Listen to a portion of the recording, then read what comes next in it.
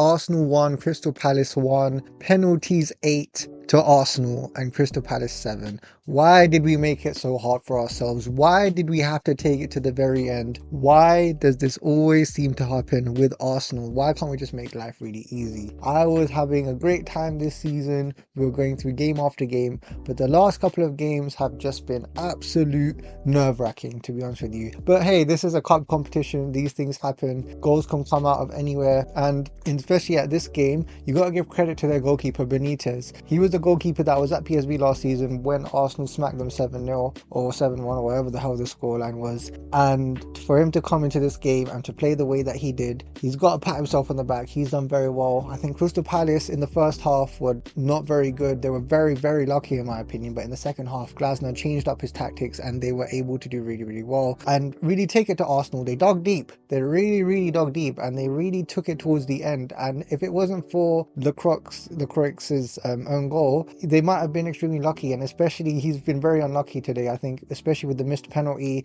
and with the own goal. I think he's a good defender, but it just wasn't his day today. And Marc Guéhi, what a guy, what a captain, honestly. He may not be signing a contract, but any team he decides to go to next season will be very lucky. At Arsenal, would I take him? Absolutely. Will we have enough space for him? Probably not. 69% in possession and 8 corners. How the hell did we not score more goals in this game? And I'll tell you why. It's because our attack has been poor today. The front line has not been good, other than Martinelli. Martinelli today showed me something that I wanted to see from him for a very long time. He actually cooked that right back, Conver, whatever the hell his name was. He put him in his back pocket. The way he was skilling him up in that first half, it made me believe Martinelli is Brazilian. I mean, I couldn't believe my eyes. I was shocked. And then the second half, he was really unfortunate to get injured or get that jarred knee or whatever it is. And it just makes me think, what, the minute you start playing past defenders, trying to dribble past them, is that when you get injured or something like that? It's really sad to see. But to be honest with you, with what I've seen from Martinelli, with the amount of chances he had, he made 5 chances in the first half, and for the other players to not bury it is not good at all. And I keep saying this about I'm going to get on to Gabriel Jesus in a second, but for Madueke, I thought today was a very poor game from him. I thought that, yes, he was making runs, he was getting chances, however, he did not really finish any of them. He didn't finish any of his chances. He had clear-cut chances where he should have buried at least 2 or 3 of them, and he didn't do that in any of those opportunities that he had. He had one where he was just outside the box, but he was sort of one-on-one with the keeper. He didn't have enough pace to get away from the defenders, but his finish was poor there. There was another where Gabriel Jesus had a really good header, went to the corner, Benitez made a really great save, but it ricochets onto Madueke and he wasn't able to finish it there. And then Madueke also had another opportunity where the ball came to him, he took a touch, and the way he was able to, I don't know, finish with the ball just went straight at the goalkeeper. And there was other opportunities where a lot of the players were just shooting directly at Benitez. Now don't get me wrong, Benitez was doing very well in this game, but anyone would look really good if you keep shooting the ball at the goalkeeper. The finishing was not good at all in my opinion. I give credit to Benitez, and I think he was very good in some of the saves. I remember in the second half, Gabriel Jesus, he had a shot where he called it, but Benitez had like a fingertip save. That was really amazing. But overall, the front line for me just wasn't good enough, because we had enough chances to put this game to bed, especially in the first half, and Arsenal didn't do it. And that is why teams can come back in the second half. If I were to look at the other players today, I saw Calafuri back in the centre back position, which a lot of people seem to forget. He has played there before, especially for Italy, and him and Saliba looked all right. He didn't really look out of place there in my opinion. He was making some good balls forward, which I thought was pretty good. I thought Norgard was very good. His interception was very good. His position was very good. I think those 2 parts of his game are good, but I think the thing that lets him down is the pass that he makes afterwards. The minute he intercepts the ball, what pass does he do? He tries to play it a bit safe, or he tries to speed up tempo when he shouldn't have, especially when he tries to control the ball, just pass it back. And that's something that he needs to work on. But I'm seeing some good signs with him. I think we should try and play him a bit more here and there, because he does look like he can play in more games. However, I think with Norgard, he did look pretty decent, I'll be honest with you. I thought Eze was looking all right. He was making runs, he was passing the ball. I remember he made a chance to Gabriel Jesus, but he couldn't finish it. And then other than that, if we were to look at the midfield, I think Marino today was non-existent. I think even in midfield, I didn't see him anywhere, to be honest with you. I didn't see him making a through ball, making runs. Like he was doing that sort of Rice role, which I cannot kind of understand, but I wanted a bit more from Marino today. Maybe it was just my eyes, maybe I wasn't seeing things, but for me, I just didn't think he was that good. And I didn't think Timber was all great either. I mean, in the first half, he was all over the place. He was playing in left back, he was playing all over the damn pitch and looking out of position, and Mateta, and I think Tyreek Mitchell had a chance in front of goal due to Timber being out of position. I was just thinking, what the hell is going on? And I think we've got to leave that to Calafiori. I think Calafiori does that to a T. Timber needs to stick to the right side, in my opinion. Yeah, I get it, you can play all over the pitch, but brother, the most important thing for me is at least stay in your position. And I thought Miles Lewis-Skelly was looking a lot better today, in my opinion. I think that he was growing into the game. He was starting to build his more confidence. He hasn't had as many starts this game, and I know a lot of people have been onto him this season, but I thought in this game he was looking pretty decent, in my opinion. I thought Kepa didn't really do much wrong, especially during the game. His distribution was alright, he made some saves, it was pretty quiet, so there's no faults there. And if we were talking about Gabriel Jesus, look, a lot of guys need to understand something, right? This is a guy that scored 3 goals in 33 games or 30 games or whatever, right? The fact that so many people have such high expectations from this brother, especially after having those 2 injuries on both of his knees, you guys need to chill the hell out. I mean, this is a guy that isn't, like, in terms of build-up play, he was doing pretty well. He had chances during the game. He was taking some good shots, right? But he's not that clinical finisher.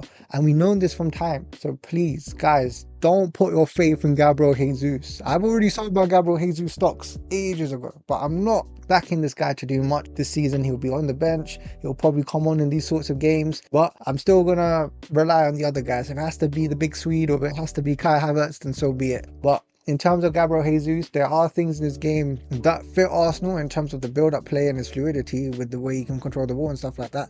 But the main thing is the finishing. And that, in my opinion, just isn't that great, in my opinion. I've got to be honest with you. And in terms of the substitutions, especially in the second half, Glasner really turned it around. And I think that, especially with what Arsenal, who they brought on when Odegaard came on, I'll be honest with you, right? Over the last couple of games, I haven't been too fond of Odegaard in terms of like when he's come on, the types of passing he's been doing, like the impact he's had on games. I don't think he's having that big of an impact in games at all. Like he comes on, he controls the game, but I need you to do more than control the game. I need you to do a moment of magic, for God's sake. I need you to do a through ball out of nowhere. I need you to, I don't know, have a shot and score, win me the game, do something, finish it. Like, I can't believe that with Martin Odegaard we're having these discussions. A couple of years ago I would never would have thought this, but like this year we're having this, and I know a lot of people are going to back him because he's the captain and this and that, right? But I don't think it's wrong for me to expect more from him, especially offensively. I need him to win me games, especially as a captain of this football club, because for God's sake, if every time he comes off the bench, especially when against Wolves we concede, especially and against Aston Villa we concede there too. So that's why I'm just looking at these games, I'm just thinking to myself, dude, when you come on, when the chips are down, when things aren't going our way, I know the manager wants to, like when he put Rice on and he tried to play a bit defensively, yes, I get it, you want to make sure everyone's airtight, everyone's rigid and having a structure and this and that, but you should still look to find a goal where you can. You should still look to find that killer pass where it's possible, and I just think with Martin Odegaard he just hasn't been doing that. Yes, there's been things this season that has improved, he's taking more shots, he's being a little bit more attacking here and there, but brother, I need more than that. I need you to have impact in games, like games where you get a goal or assist out of nowhere. That's the type of impact I need, because I believe he can do it,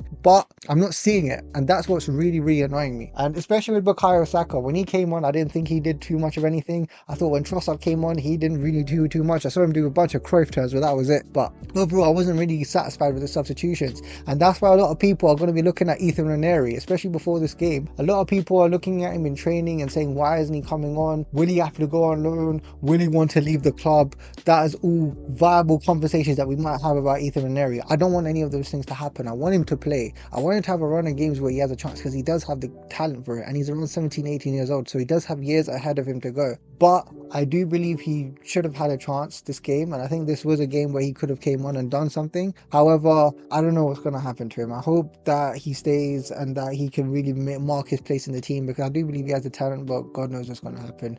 And when we got onto the penalties, everyone slotted it home. Very hero, especially when it comes to shootouts in the Carabao Cup. He's been fantastic especially for Chelsea. He's got them to 2 finals. I thought that going up to the penalties, I'll be really honest, like it hasn't been the great best. Like in terms of his decision making, I get it. Like, he always pre-plans his dives. The problem is that he dives 5 business days too early. Like, if he just stayed on his line just a bit before the player actually kicks the ball, then maybe you would have a chance to have saved a couple of goals prior to when he actually saved the last kick of the game. Because honestly, like, whenever he dived, it was easy for Crystal Palace. They just needed to slot it wherever they needed to slot it, because he already dived in one direction, so he made their life easy. So that's why with Kepa, he just, I don't know, man. He just, I know he's been part of like big penalty shootouts and this and that, but for me, if I had to say something, just stay on your line just for that extra second or two and then dive, man. Like, at least watch the ball before you actually make a decision to dive in one area. But that's just me. Anyhow, we're into the semi-finals against Chelsea. Happy days. Maybe there's a trophy that we could possibly go for this season. We need trophies. I want to see a trophy at the Emirates. It's been a long time since I've seen one, so we have to see what happens now. Anyhow, great game against Crystal Palace. Bad luck on them. They really fought hard today. On Arsenal, offensively wasn't good enough. Defensively did what they could, but what can I say? Set piece FC again. Ole ole ole. Anyhow, that's the end of this video. Please like and subscribe, and hope you see you soon in the next video. Bye bye.